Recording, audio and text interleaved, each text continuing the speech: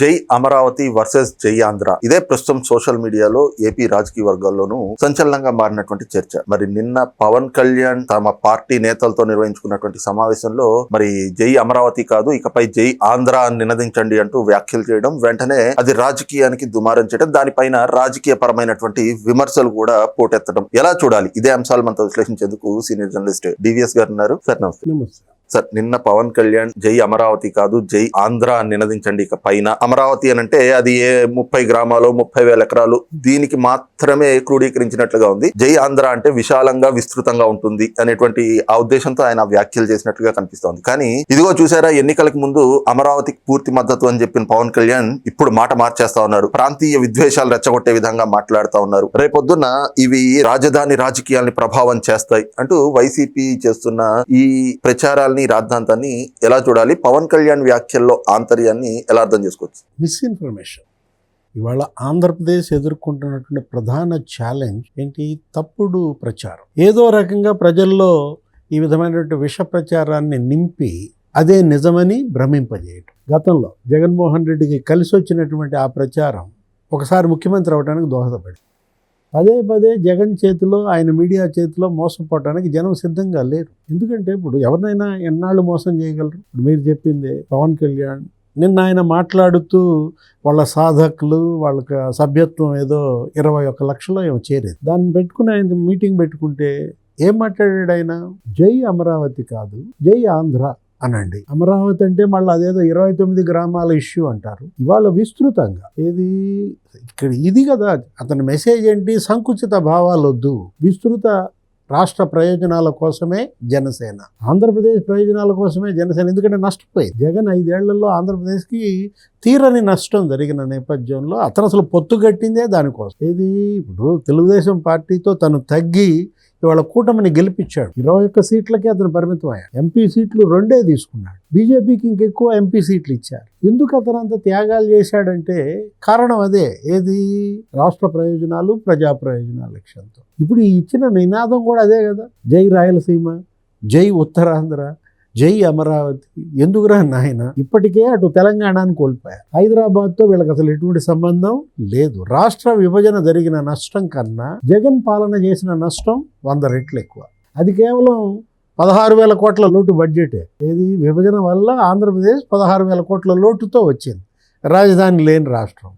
దానికన్నా 100 రెట్లు అంటే జగన్మోహన్ రెడ్డి చేసిన నష్టం 2 లక్షల కోట్ల నష్టం చేశాడు. దాన్ని ఎలా భర్తీ చేసుకోవాలి, అధిగమించాలి. నన్ను కులానికి పరిమితం చేయబాకండి, అది కూడా రెచ్చగొడుతున్నారు. ఏంటి? కాపు కులాన్ని ఇప్పుడు అదే విజయ్తో పోల్చి ఏమని చెప్పాడు నేను స్పీచ్లో?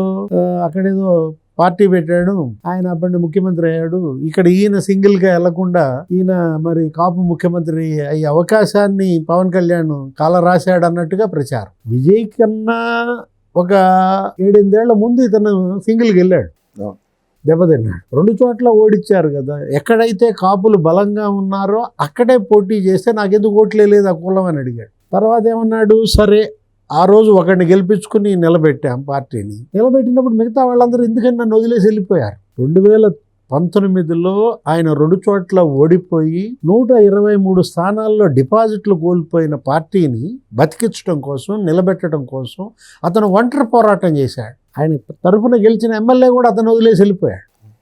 అలాంటి పరిస్థితుల్లో ఇవాళ పొత్తు పెట్టుకుని ఇవాళ బ్రహ్మాండంగా డిప్యూటీ సీఎం అయి తనేంటి వాళ్ళ నాకు చంద్రబాబుతో విభేదాలు ఉన్నాయి లేవని నేను అన్నాను. ఆ విభేదాలపై చర్చిస్తున్నాం, పరిష్కరిస్తున్నాం. కూటమిలో కూడా చిన్న చిన్న సమస్యలు ఉన్నాయి, ఇవి పెద్ద సమస్యలు కావు, అవి పరిష్కరిద్దామంటూ ఆయన ఇచ్చిన పిలుపు.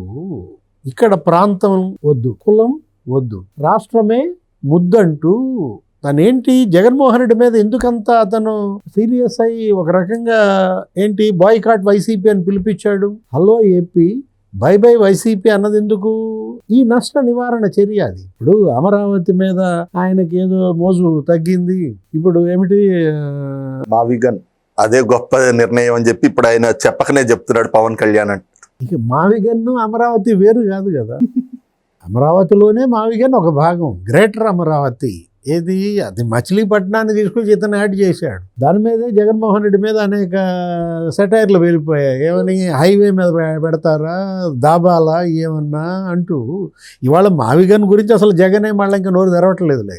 అలా నోరు మూత పడింది. ఇక్కడ ఇప్పుడు అంటోంది ఏంటంటే వీళ్ళు చిలవల పొలవలు చేసి ఏం ప్రచారం చేస్తున్నారంటే అమరావతిలో ఏదో భూ మాఫియా, రెండవ భూసేకరణలో అవినీతి కుంభకోణాలు మళ్ళీ బిగిన్ చేశారు. ఏదో ఇన్సైడర్ ట్రేడింగ్, అంతర్జాతీయ విమానాశ్రయం అవసరమా, అక్కడ జరుగుతున్నటువంటి ఆ పనుల్లో కూడా వీళ్ళు అవినీతి విషం కక్కుతున్నారు. ఏది తెలంగాణ సెక్రటేరియట్ 650 కోట్లు, లేకపోతే ఢిల్లీ పార్లమెంట్ 950 కోట్లు, ఇక్కడ ఎట్లా మరి స్క్వేర్ ఫీట్ 20,000 21,000 అని కంపేర్ చేస్తూ వాటిని కూడా తిప్పి కొట్టారు. ఏది తెలంగాణ సెక్రటేరియట్ అది 20,000 పడింది చదరపడుగు, దానికైంది 600 కోట్లు కాదు 1,450 కోట్లు. ఢిల్లీ పార్లమెంట్ కూడా తక్కువ అవ్వలేదు, అది కూడా స్క్వేర్ ఫీట్ 17,000 దాటింది. జగన్ చెప్పిన లెక్కలు, సజ్జలు చెప్పిన లెక్కలు అన్నీ కూడా తప్పుడు లెక్కలని వాళ్ళు రుజువయ్యాయి.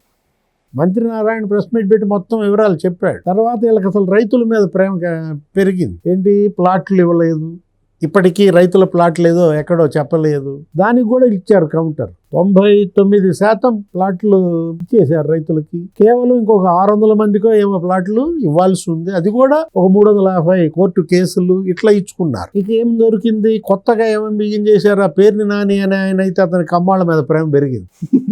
ఆయన ప్రెస్ మీట్ పెట్టి అమరావతిలో కమ్మాళ్ళకి అన్యాయం చేస్తున్నారు, చంద్రబాబు ఏదో తన బినామీలు కొంతమందికే మేలు చేస్తున్నాడు, కమ్మాళ్ళకి అన్యాయం జరుగుతుందని అసలు అందరూ ఆశ్చర్యపోయారు. ఏది ఈ మొసలి కన్నీరు ఏ స్థాయికి వెళ్ళిందంటే ఇప్పుడు ఇక్కడ వైఎస్ఆర్ కాంగ్రెస్ పార్టీ ఇప్పుడు దీన్ని అడ్డం పెట్టుకుని ఇప్పుడు మళ్ళీ పవన్ కళ్యాణ్ వర్సెస్ అమరావతి అని చిత్రించాలని చూస్తున్నారు. అక్కడ అదే నేను అంటాను, మిస్ఇన్ఫర్మేషన్. ఏది వాళ్ళ ప్రధాన శత్రువు ఆంధ్రప్రదేశ్కి అదే అన్నమాట. సమాచారాన్ని, తప్పుడు సమాచారాన్ని ప్రజల్లోకి బలంగా నడుతున్నారు. అప్పుడు అదే ఏది 36 మంది డిఎస్పీలు ఏమన్నారు, అందరూ ఒకే కులం. తర్వాత మళ్ళా వాళ్ళ హోం మంత్రి సుచరిత ఏమని చెప్పింది, అసెంబ్లీలో రామానాయుడు ప్రశ్న వేస్తే 36 మంది డిఎస్పీల్లో 4 కమ్మ ఇచ్చింది లిస్టు మొత్తం. ఇట్లా 6 బీసీ, లేకపోతే 5 ముస్లిమ్స్, 4 స్పష్టంగా ఇచ్చింది ఏ కులం ఎంత అనేది. పింక్ డైమండ్ అని అప్పుడు చెప్పారు. అసలు మరీ విజయసాయి రెడ్డి అయితే ఇప్పుడు వెళ్ళి ఎతికితే దొరుకుతుంది చంద్రబాబు ఇంట్లో, లేకపోతే రాజీనామా చేస్తాను. మళ్ళా వాళ్ళ ధర్మారెడ్డే చెప్పాడు ఏమని, పింక్ డైమండ్ అనేది అసలు లేదు. ఆ నటరాజ్ కమిటీ అది ఎప్పుడో చెప్పింది. ఆ రమణ అప్పట్లో పనిచేసిన విజిలెన్స్ IPS ఆయన చెప్పాడు అసలు పింక్ డైమండ్ అనేది లేదు. అంటే అప్పుడు ఏ మిస్ఇన్ఫర్మేషన్ అయితే వాళ్ళకు ఉపయోగపడిందో ఇప్పుడు అదే మిస్ఇన్ఫర్మేషన్ నమ్ముకుని దారుణంగా ఇక్కడ ప్రచారం చేస్తున్నారు. ఋషికొండకిను సింహాచలం అప్పన్న కొండకి ఏదో ముడి పెడుతున్నారు. ఏది దాన్ని ఏదో గుండు కొడుతున్నారు. ఆ రోజు మరి ఋషికొండకి జగన్మోహన్ రెడ్డి చేస్తే మీరు అంత ప్రచారం చేశారా? ఇక్కడ ఇదేంటి అసలు, ఈ అప్పన్న కొండలు ఏంటి అవి, అక్కడ ఏమైనా గుండు కొడుతున్నారా, అక్కడ ఏదో పునాదులు తీస్తున్నారు. దానివల్ల ఆదాయం ఏది, సింహాచలం దేవాలయానికి గూగుల్ డేటా సెంటర్ నుంచి ఆ లీజుకి ఇచ్చినటువంటి భూమి వల్ల ఇట్లా పలానా ఏది 300 కోట్ల ఏం ఆదాయం వస్తుందంట. 13 ఏళ్లలో ఆ దేవాలయానికి గూగుల్ డేటా సెంటర్ అక్కడ నిర్మాణం వల్ల వస్తున్నటువంటి ఆదాయం. ఋషికొండ వల్ల ఆదాయం వస్తుందా? ఇది ఒకటి యొక్క విలాసం కోసం కట్టుకున్న భవనం. దానికి ఇంకా అది అసలు వైట్ ఎలిఫెంట్. ఇంకా ఎదురుగా 30 లక్షలు ఏమో అవుతుంది కరెంటు బిల్లు నెలకి. అంటే ఇప్పుడు వీళ్ళు ఏంటంటే ఏదో రకంగా జగన్మోహన్ రెడ్డిని మళ్ళీ జాకీలేసి లేపాలి, వీళ్ళని డ్యామేజ్ చేయాలి.